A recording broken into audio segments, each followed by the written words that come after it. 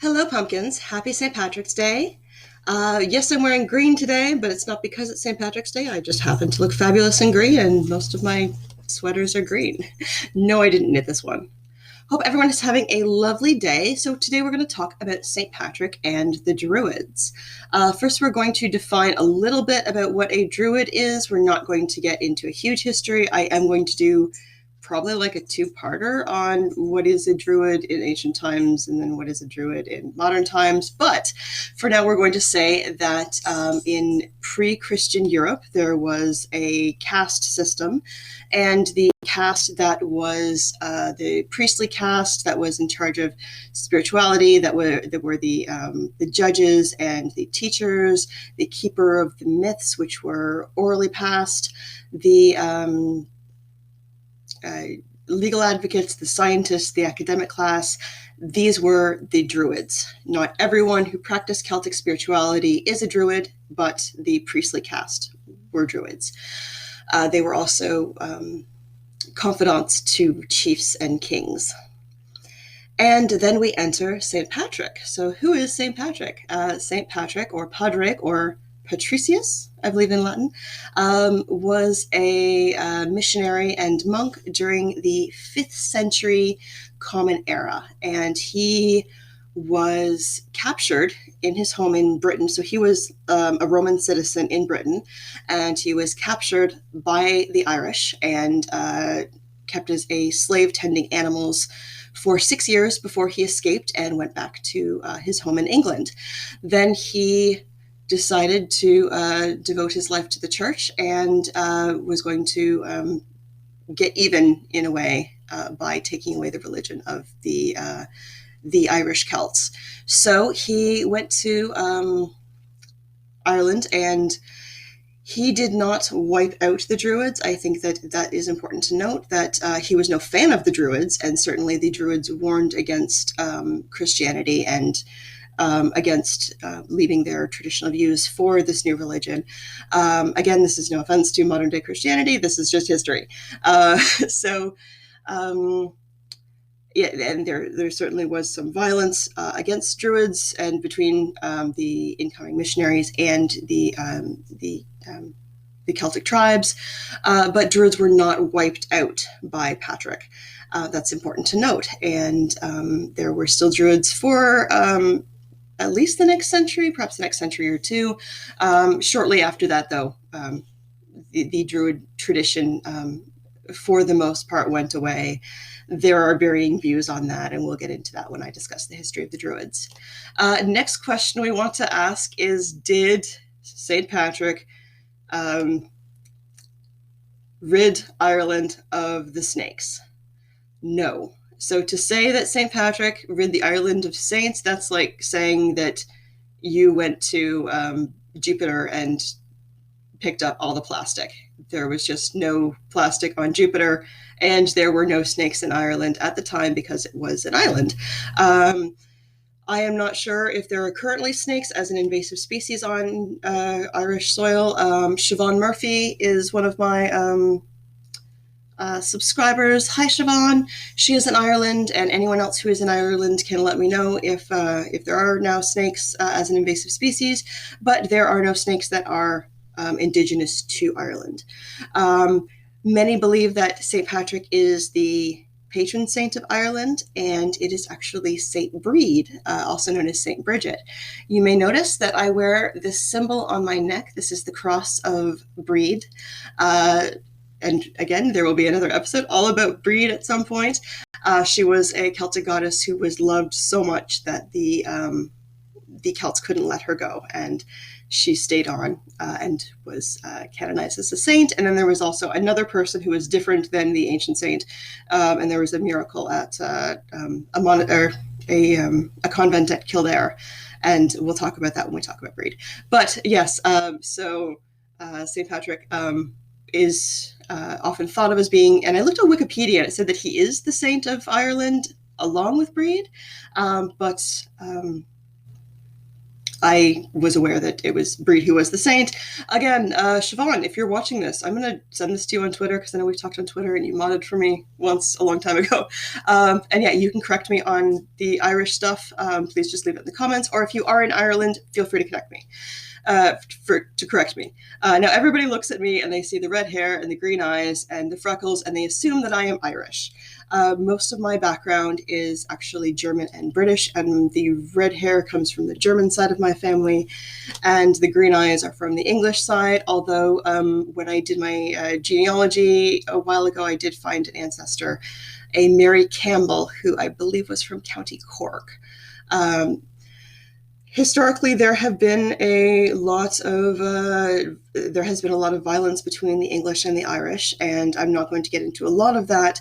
But the Irish were essentially persecuted and labeled as an inferior race by the English, and there are varying views on how that relationship looked. I've heard that some said that they kept Irish as slaves. I've heard that it was indentured servants.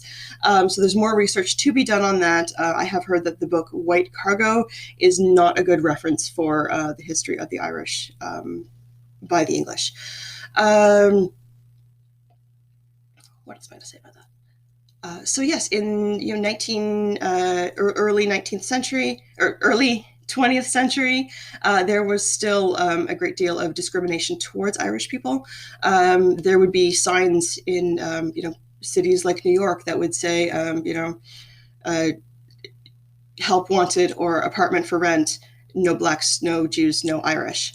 And it was considered that the Irish were an inferior race, although there's not a whole lot of genetic distinction between the Irish and the English. There's the whole in-group, out-group thing. So the Irish were discriminated against. And kind of after the Depression is kind of when that started to change a bit. And now we see, right-wing pundits with Irish last names who are espousing the same criticisms towards other races. So you see, O'Brien and Coulter espousing some not kind views towards other ethnicities, whereas their grandparents or great-grandparents, if they were in the Americas, probably experienced that kind of discrimination. So that strikes me as a little ironic. So that carries on a bit with the difference of how St. Patrick's Day is practiced in North America as opposed to how it's practiced in Ireland. Again, Siobhan, feel free to correct me, but my awareness is that I've never been to Ireland yet. Siobhan, put the kettle on. I'm on my way. After the beer bug is passed, I really want to travel. But it's a bank holiday, so everybody has the day off. And it's kind of a solemn day. It's not a really big, woohoo party day. Though Patrick was never canonized as an actual saint. I guess he lived before the period where canonization happened. It's still considered like a religious holiday. So, it's rather revered and holy.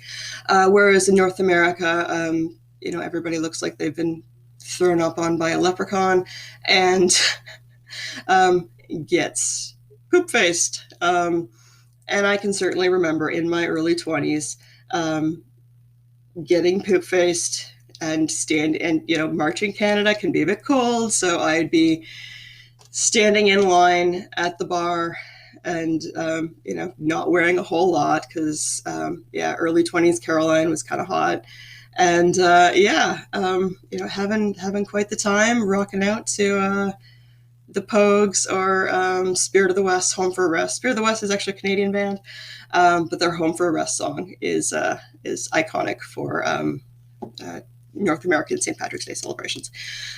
So how I celebrate St. Patrick's Day, I look at it as a celebration and a recognition of Irish culture, and I look at it the same way I would look at St. David's Day for Wales, St. Andrew's Day for Scotland. You can correct me if I'm wrong on these, but I'm pretty sure that those are the right ones.